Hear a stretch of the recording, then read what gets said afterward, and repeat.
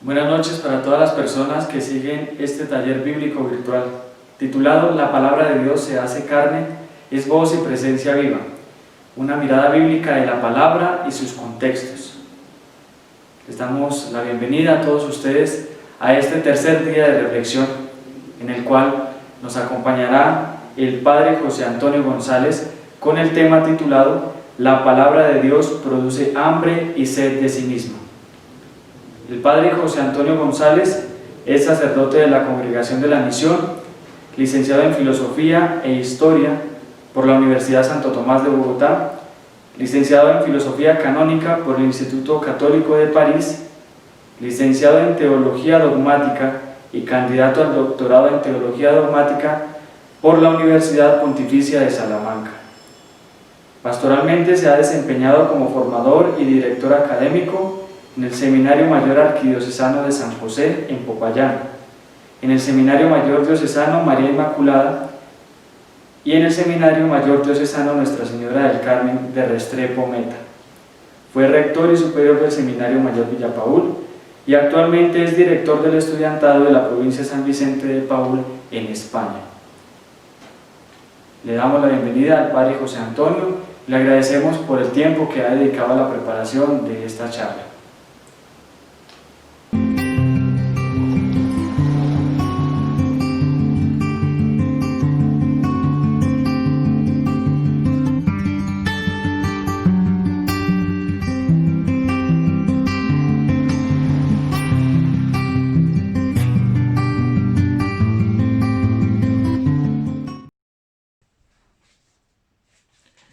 En el contexto del taller bíblico virtual organizado en la Escuela Bíblica del Seminario Mayor Villapaul de los Misioneros Vicentinos de Colombia, se me ha propuesto como tema de reflexión: la palabra de Dios produce hambre y sed de sí misma.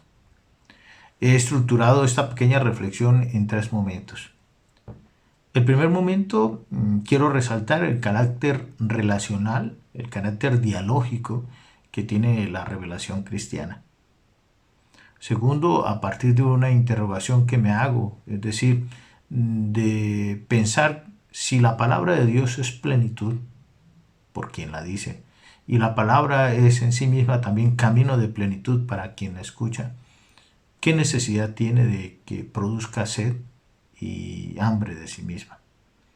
Y en un tercer momento, y ya un momento conclusivo, quisiera resaltar cómo en la vida de fe es muy importante no solamente escuchar la palabra, sino mantener en el corazón y en la intimidad ese deseo constante, esa sed y esa hambre constante de escucharlo. Allí está expresado todo un camino de plenitud. Bueno, con respecto al primer momento, el carácter relacional y dialógico de la revelación. No se puede hablar de los efectos de la palabra divina sin tener en cuenta antes cuál es el Dios que se comunica y a quién lo hace. ¿De qué Dios estamos hablando cuando hablamos del Dios que habla a los hombres y a qué hombre le está hablando Dios? Hablar pues de la relación de Dios y los hombres es narrar ante todo la historia de un amor que se construye en gran medida sobre las categorías estructurales del Éxodo y del Adviento. El Éxodo del hombre y el Adviento de Dios. Estas categorías bíblicas y teológicas desean expresar sobre todo la dialéctica de 2 polos que se buscan mutuamente, constantemente a lo largo de toda la experiencia bíblica. De un hombre que en su condición abre su vida a la autotrascendencia, y de un Dios que en su amor viene y se revela a ese hombre en búsqueda. Por eso el teólogo Bruno Forte afirma que Dios es Adviento, es decir, que Él está continuamente viniendo, y que el hombre es Éxodo, que el hombre está continuamente en camino. Es la experiencia bíblica fundamental. Hay ejemplos en la Sagrada Escritura, en la Palabra de Dios, que nos hablan de esto, Casi todas las experiencias vocacionales de los patriarcas, de los profetas, están marcadas por esta dinámica. Por ejemplo, en el caso de Abraham, allí en Génesis 12:1, el Señor le dice a Abraham: deja tu tierra, tus parientes y la casa de tu padre, y vete a la tierra que yo te indicaré. Abraham se hace éxodo y Dios ha sido adviento de un nuevo proyecto.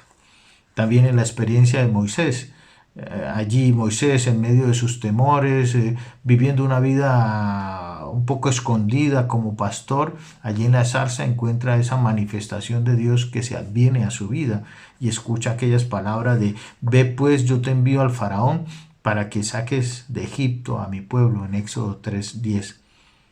Moisés es éxodo allí como pastor y Dios es un adviento que busca que la vida florezca.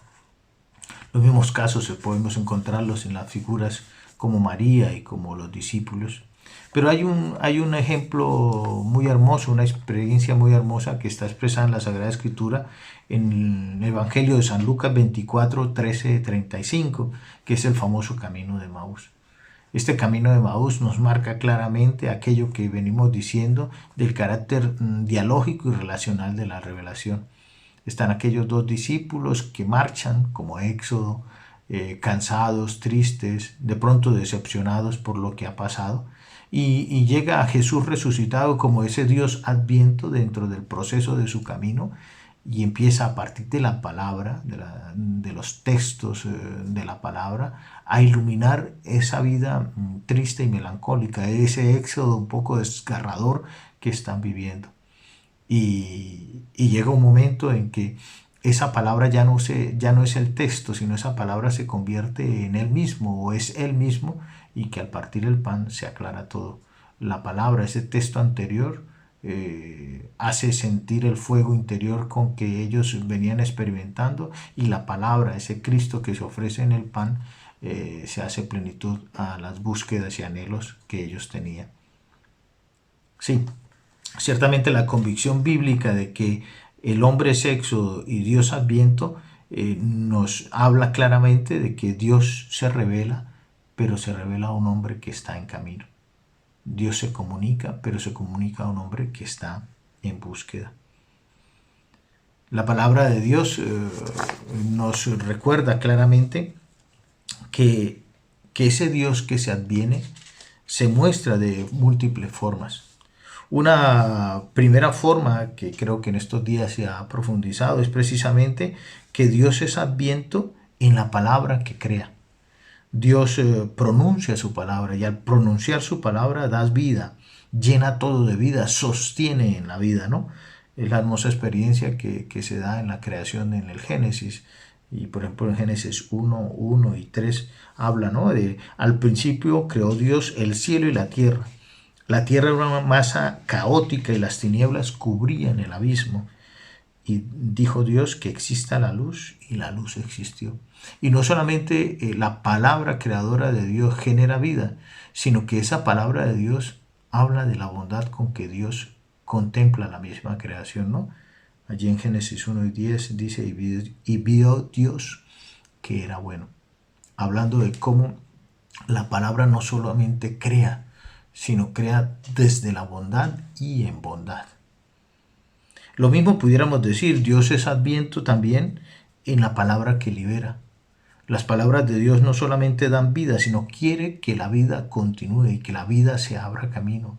Y por eso confronta cualquier limitación que esclavice la vida, que haga injusticia en la vida, que no permita que la vida florezca. Es la experiencia propiamente que habla a Moisés, ¿no? En Éxodo 3, 7, 8. He visto la opresión de mi pueblo en Egipto. He oído el clamor que les arrancan sus opresores y conozco sus angustias. Voy a bajar para liberarlo. Ciertamente entonces, el Dios que viene, el Dios que es adviento, no se complace en su soledad, no habla al vacío, no se instala plácidamente en la eternidad, sino que busca entrar en comunión, en hacerse entender por el hombre, en desvelarse ante el hombre y ayudarle al hombre también a encontrar su propio su propia vocación y su propia misión. Lo vemos, lo hizo con Abraham, con Moisés, con María, etcétera, etcétera. En sí, la palabra de Dios, cuando decimos que Dios es Adviento, la palabra de Dios es palabra dialógica, pero es también palabra que transforma. Dios es Adviento de una forma plena en la palabra definitiva que se da en Jesús. Dice muy hermosamente la carta a los Hebreos, ¿no? Muchas veces y de muchas maneras habló Dios antiguamente a nuestros antepasados por medio de los profetas. Ahora, en este momento final, nos ha hablado por medio de su Hijo. Sí. Dios es Adviento como palabra encarnada. La palabra se hace carne. Nos dice muy hermosamente San Juan en el capítulo 1, versículos 1 y en el versículo 14 nos dice así, ¿no? En el principio existía la palabra. La palabra estaba junto a Dios y la palabra se hizo carne y habitó entre nosotros. Esta palabra de Dios encarnada en Cristo Jesús es una palabra que se hace frágil. ¿Por qué? Porque se hace carne vulnerable. Es una palabra que es carne vulnerable porque es crucificable. Esta palabra también, al hacerse carne, se hace historia y se hace cultura y se hace pueblo, se inserta en la historia concreta de un pueblo. Y esta palabra, al hacerse carne, al hacerse historia, también concretiza todo el mensaje de misericordia que Dios ha venido diciendo desde siempre. En Cristo Jesús, palabra definitiva de Dios para la humanidad, la misericordia se hace vida, vida concreta. Esta palabra en Cristo es también palabra de vida que busca florecer especialmente en medio de los pobres. Cuando llega Jesús allí a la sinagoga y empieza a leer el texto de Isaías que dice: el Espíritu del Señor está sobre mí porque me ha ungido para anunciar la buena noticia a los pobres, en Lucas 4:18. Y al final dice en ese mismo capítulo, en el versículo 21, hoy se ha cumplido ante ustedes esta profecía. La palabra es palabra que evangeliza a los pobres, es palabra que libera a los cautivos, es palabra que en Cristo Jesús se hace palabra de vida por siempre. Es por eso que en este primer momento he querido sobre todo resaltar ese carácter dialógico que tiene la palabra de Dios y la revelación de Dios para con los hombres. Ciertamente Dios se revela, pero se revela por amor. Un amor que crea, un amor que libera, un amor que tiene su máxima expresión en la presencia misma de Cristo. Pero es un amor que tanto en la creación como en la liberación y como en la presencia misma de Cristo clama y llama a una relación. Todo amor verdadero requiere esa alteridad. Todo amor verdadero requiere un rostro de un otro con cual comunicarse.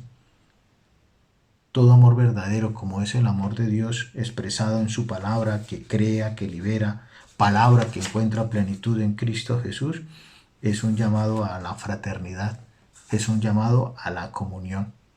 Ciertamente Dios es amor, pero no es un amor narcisista, ególatra, encerrado en sí mismo. Es un amor dialógico, un amor que tiende al encuentro, que se abre como ofrenda y que lleva a sí mismo una fuerza interior que invita a responderle. Aquí encontramos estas hermosas palabras, ¿no?, del profeta Jeremías y que San Agustín tomaría, ¿no? Me sedujiste, Señor, y me dejé seducir. De allí yo creo que encuentra fuerza el título mismo de este compartir, ¿no? La palabra de Dios produce hambre y sed de sí misma, porque ella es ante todo relación de amor. Y si es relación de amor, ella espera y anhela la respuesta del otro al cual se manifiesta, y ese otro que la escucha como camino de plenitud de felicidad, desea ahondar cada vez más en ella. El Dios que habla es el Dios que genera vida, que la defiende. El Dios que habla es Cristo como palabra de plenitud que testimonia una comunión en medio de los hombres, pero sobre todo que testimonia esa común alteridad de Dios con la humanidad. En Jesús la palabra de Dios se hace carne y la carne se hace divina y va continuamente a reclamarse vivir en esa plenitud única que la palabra de Dios sabe dar. Un ejemplo hermoso y hasta poético de esta continua interacción entre la palabra que se pronuncia, el deseo de responderle y el hambre que se instaura y la sed que se instaura en esta relación está expresado en aquel texto hermoso de Isaías 55, 10, 11. Como la lluvia y la nieve que caen del cielo y solo regresan allí después de empapar la tierra, de fecundarla y de hacerla germinar, para que dé semilla al que siembra y pan al que come, así será la palabra que sale de mi boca. No regresará a mí vacía, sino que cumplirá mi voluntad y llevará a cabo mi encargo. La palabra es como esa lluvia y esa nieve que permite precisamente que la vida se abra camino, pero que esa vida va a requerir continuamente de esa lluvia y de ese rocío para generar y para continuar dando frutos. El segundo momento de reflexión se inicia a partir de una pregunta. Si la palabra de Dios es plenitud por aquel que la pronuncia y es camino de plenitud para aquel que la ha escuchado, ¿por qué decir que la palabra de Dios produce hambre y sed de sí misma? ¿No es esto una contradicción? Hemos reiterado hasta ahora que la palabra de Dios es dialógica, que la palabra de Dios busca comunicarse y establece ante todo una relación, y que esa relación se hace historia y camino de liberación. Y como tal, la palabra genera plenitud, marca una plenitud, apunta a una plenitud. Pero es una plenitud que no se alcanza aún. Es una plenitud que vive la tensión constante del ya, pero todavía no. Que vive la tensión de la necesidad de una conversión constante de aquel que la escucha. Sabemos de las contradicciones humanas que nos acompañan y que acompañan a los tantos personajes bíblicos que han escuchado la palabra y que necesitan reafirmarse en ella, ¿no? Un ejemplo está expresado en aquella respuesta que le da o le hace un padre que le pide a Jesús que sane a su hijo poseído, Marcos 9, 14, 29. Creo, pero aumenta mi fe. Los discípulos no habían podido sanar a este niño y Jesús les recrimina precisamente su falta de fe. Ya lo han escuchado a él, han escuchado al maestro, han escuchado la palabra de Dios, pero su fe no es suficiente para poder generar la vida que se espera. Por eso en algún momento Jesús, en Mateo 7, 21, 29, le dice a sus discípulos: no todo el que me dice Señor, Señor, entrará en el reino de los cielos, sino el que cumple la voluntad del Padre que está en el cielo. No se trata de repetir palabras o repetir frases de frente a él.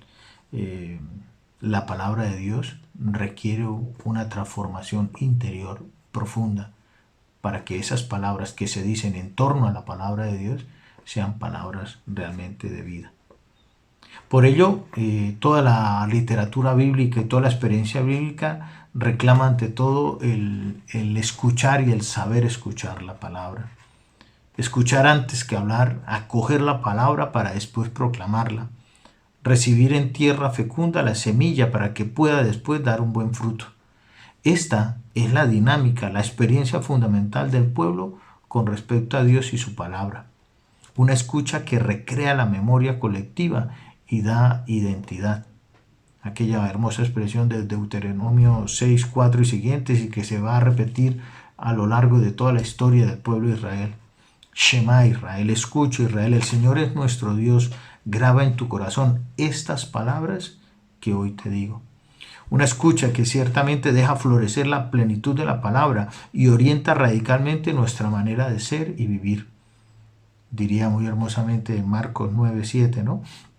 Vino entonces una nube que los cubrió y se oyó una voz desde la nube: este es mi Hijo amado, escuchadlo. Para la literatura bíblica, el escuchar es ante todo sinónimo de obedecer. No se trata de una simple escucha externa, sino se trata de una adhesión íntima de frente a esa palabra que se escucha. Por eso esa palabra que se acoge hace que se transforme la manera como contemplamos y vivimos. Porque la fe, que es la respuesta ante esa palabra, aprende a leer y a releer la vida de diferentes maneras. La vida desde la fe es ante todo historia encarnada, concreta, de un Dios que marcha con su pueblo, pero también es esa historia que vive una tensión escatológica y soteriológica, es decir, es una historia en donde la vida está escrita en un proyecto común que tiene una dinámica ascendente de madurez, de plenitud, de felicidad y de salvación en Cristo. Sí, la fe nos ayuda a comprender que la vida está en esa continua tensión de plenitud y que si ciertamente hemos escuchado la palabra que da plenitud y hemos empezado de pronto el camino en esa plenitud, siempre estaremos llamados a seguir ascendiendo, madurando y creciendo de frente a ella. De allí que la palabra de Dios es palabra de plenitud, pero que reclama constantemente respuestas de madurez y de santidad. De frente a ello, se crece sobre todo en una convicción que hay que permanecer en la palabra. Diría el libro del Deuteronomio 8:3, ¿no? El hombre no vive solo de pan, sino que el hombre vive de cuanto sale de la boca del Señor. Crecer y madurar en la palabra inicia con un estar convencidos de que hay que permanecer en ella. O lo dice de una forma mucho más poética el libro de la sabiduría, en el capítulo 16, versículo 26. Así, Señor, los hijos a quienes aman aprenderán que no es la variedad de frutos lo que sustenta al hombre, sino tu palabra es la que mantiene a los que creen en ti. Y Jesús marcará una clara filiación entre la palabra y el ser divino. Allí en Lucas 8, 20-21 dice el texto: entonces le avisaron, tu madre y tus hermanos están ahí afuera y quieren verte. Él les respondió: mi madre y mis hermanos son los que escuchan la palabra de Dios y la ponen en práctica. Por eso se comprende que haya zozobra en el contexto bíblico y en la experiencia del hombre de fe al sentir, por ejemplo, que la palabra de Dios no esté. Si la palabra de Dios es el alimento, si la palabra de Dios es la que da plenitud, y en Cristo, por ejemplo, la palabra de Dios es la que nos permite reconocernos hijos en el Hijo, es claro que haya zozobra cuando la palabra no está o cuando la palabra no se escucha. Por ejemplo, en el Salmo 77, en algunos de sus versículos, dice: con toda mi voz grito a Dios, levanto mi voz para que me escuche. No me dejas dormir, estoy angustiado y no puedo hablar. De noche reflexiono, lo medito y me pregunto: ¿se ha agotado completamente su amor? ¿Se ha acabado para siempre su promesa? Es decir, ¿se ha acabado su palabra para las generaciones? Y esto genera en el hombre de Dios una zozobra. O como le pasa a Jeremías, ya no porque él no la escuche, sino porque los otros no quieren escucharla. Allí en 6:10 dice: ¿a quién hablaré? ¿A quién advertiré para que atienda? Sus oídos están cerrados, no pueden escuchar, se burlan de la palabra del Señor porque ya no les agrada. Esta palabra de Dios está en diálogo continuo y no se agota, porque Dios siempre está a la espera de hacer que esta palabra se consolide en la vida humana y se consolide como el proyecto de plenitud que Él tiene para los hombres, que es el proyecto del reino de Dios. Por ello, el encuentro con la palabra no es para el hombre de fe un simple momento, sino un proceso de configuración con un proyecto. Escuchar la palabra, acercarse a la palabra y sentir que ella genera sed de sí misma es ante todo reconocer que no escuchamos simplemente la palabra, sino que la palabra se va abriendo camino en nosotros como proyecto de vida. Una vida de la que Dios quiere sea vida en Él. Y por eso nos reclamará continuamente desde nuestro interior que seamos coherentes con esa palabra que se pronuncia. En ese sentido, del texto pasamos a la vida y de la vida al texto. Pero también del texto pasamos a Cristo y Cristo más allá del texto. Esa zozobra que se puede vivir de frente a la palabra está también expresado en una convicción de que ella es la única que genera plenitud en nosotros. Aquí el hermoso texto también de Juan 6, 67, 68, en donde ante el abandono de muchos por las palabras exigentes de Jesús, Jesús le pregunta a los 12, ¿acaso también ustedes quieren irse? Y Simón Pedro respondió, Señor, ¿a quién iríamos? Tus palabras dan vida eterna. Sí, nos hemos interrogado por qué decimos que la palabra produce hambre y sed de sí misma. No es tanto porque ella no sea plena, ni sea pleno el camino que emprenden aquellos que inician, sino que esa palabra la vivimos en medio de la propia realidad humana y de la propia realidad de la palabra que pide y anhela ser profundizada con mayor ahínco y con mayor intimidad. Por ello pasamos al tercer momento, que es cómo la vida de fe reclama mantener esa sed y esa hambre por la palabra. Por eso, aunque la palabra produzca sed y hambre de sí misma por su dinámica divina y por su capacidad de comunicar plenitud y sentido, también es importante que el hombre viva en esa continua necesidad de ella.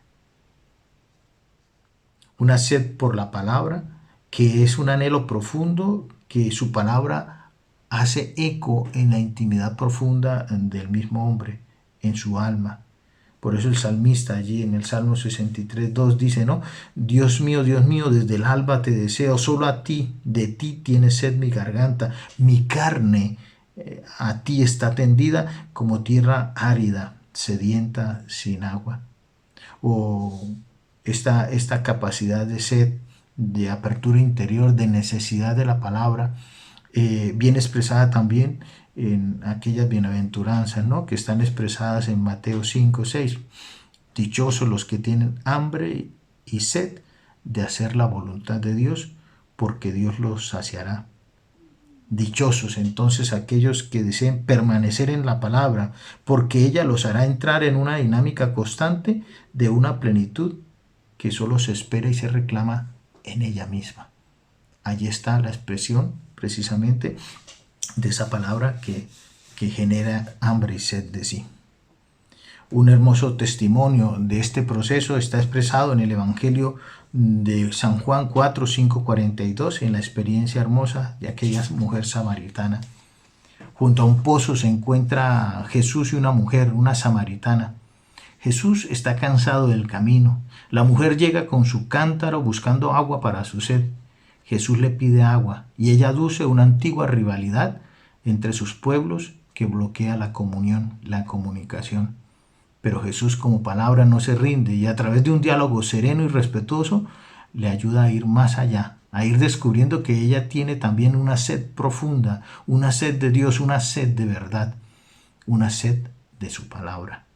Jesús la invita a descubrir que su sed no se apaga con el agua de aquel pozo, que su sed toca la intimidad de su corazón, que ella viene, esa sed, desde sus entrañas. Jesús se manifiesta ante esta mujer como esa agua viva que sacia las profundas aspiraciones de su corazón inquieto y errante, y el que a la vez se convierte en fuente gozosa de plenitud y esperanza. Jesús es esa palabra que colma interiormente esa sed, pero que a la vez genera aún más sed de poderla compartir. Jesús ha colmado su sed y ha encontrado un corazón abierto y generoso para esta palabra. La ha escuchado con atención, pero asimismo esa misma palabra genera en ella, en su interior, el deseo de seguirla profundizando y de seguirla buscando. Finalmente, pues, la palabra de Dios produce hambre y sed de sí misma, no por un efecto automático que posee o por una fuerza arbitraria, una fuerza mágica que se impone. Ella produce hambre y sed de sí misma por el carácter dialogal que la define. Ella es expresión de amor que suscita amor. Ella es proyecto de plenitud que invita a ser acogido, profundizado y amado en y desde Jesús, el que es la fuente y culmen de toda palabra divina, gozo plenificante que recrea todas las palabras humanas.